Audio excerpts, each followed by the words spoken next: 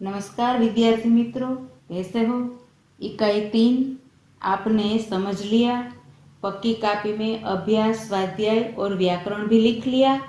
अब भाषा सज्जता समझते हैं। आज का भाषा सज्जता का विषय है लिंग परिवर्तन। तो लिंग यानी क्या? लिंग व्याकरण में जाति को लिंग कहते हैं। जाति हिंदी में दो है, पुरुष जाति और स्त्री जाति। पुरुष जाति को पुल्लिंग कहते हैं, स्त्री जाति को स्त्रीलिंग कहते हैं। तो जो पद पुरुष जाति का बोध कराता हो उसे पुल्लिंग कहते हैं, और जो पद स्त्री जाति का बोध कराता हो उसे स्त्रीलिंग कहते हैं। संसार के सभी प्राणियों को हम पुरुष जाति और स्त्री जाति में बांट सकते हैं, यानी कि पुल्लिंग और स्त्रीलिंग में बांट सकते हैं। ये हुई प्राणियों की बात।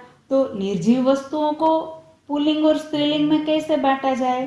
तो निर्जीव वस्तुओं को भी उनके आकार, वजन और गुण के अनुसार पुल्लिंग और स्त्रीलिंग में बांटा जाता है। तो लिंग तो हम समझ चुके हैं, पुल्लिंग और स्त्रीलिंग। अब समझना क्या है?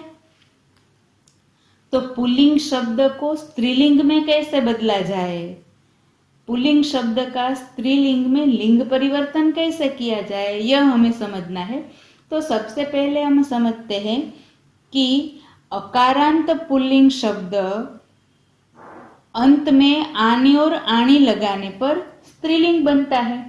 अकारांत पुल्लिंग शब्द है, उसके अंत में आनी या आणी लगाने पर स्त्रीलिंग बनता है। इसके उदाहरण दिए गए हैं। देवर, देवरानी, जेठ, जेठानी, सेठ, सेठानी, नौकर, नौकरानी, रुद्र, रुद्राणी, इंद्र, इंद्राणी।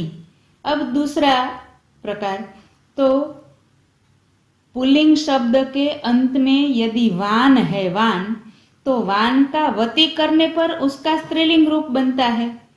तो उसके उदाहरण, तो भाग्यवान, वान का वती हुआ भाग्यवती, बलवान, बलवती, रूपवान, रूपवती, पुत्रवान, पुत्रवती। अब और आगे,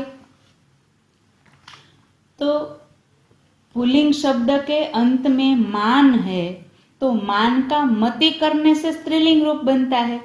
बुद्धिमान, बुद्धिमती, श्रीमान, श्रीमती।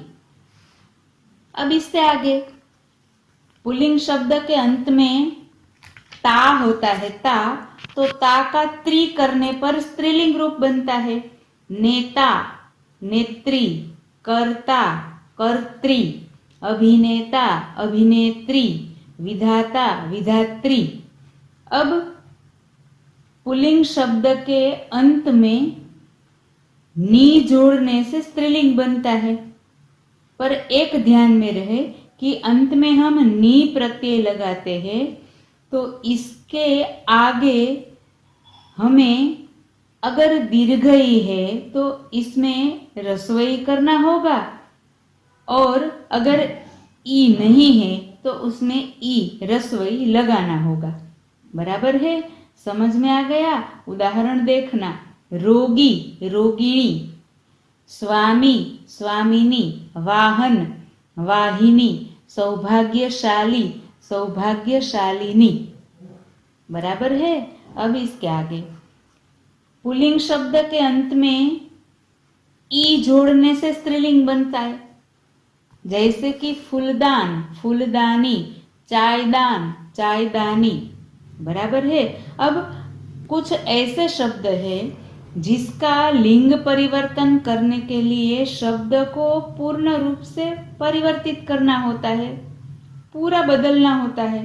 उसे लिंग में बदलने के लिए, माने कि स्त्रीलिंग करने के लिए बदलना पड़ता है। ऐसे शब्द है वर, वधू, पति, पत्नी, विदुर, विधवा, विद्वान, विदुषी, सास, ससुर, ननंद, नंदोई, सम्राट, साम्राज्ञी, साधु, साध्वी, नर, नारी। बराबर से समझ में आ गया? तो अब लिंग परिवर्तन करने के लिए एक आपको प्रश्न दिया गया है। सबसे पहले यह समझ लेते हैं, फिर करना है। उपर्युक्त उदाहरणों के आधार पर निम्नलिखित शब्दों का लिंग परिवर्तन कीजिए। अब इसमें कोई शब्द है स्त्रीलिंग का है, कोई पुल्लिंग का है, आपको बराबर से देखना है, सोचना है, समझना है और लिंग परिवर्तन करना है। एक बार आप अपने आप लिंग परिवर्तन कर लेना, इसके बाद मैं इसका उत्तर अगले तास में सभी का उत्तर दूंगी। बराबर है? आप अपने आप प्रयत्न करना, पक्की कॉपी में लिखना है।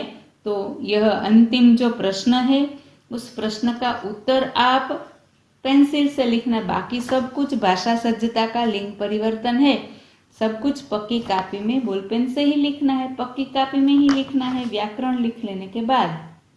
बराबर है? नमस्कार।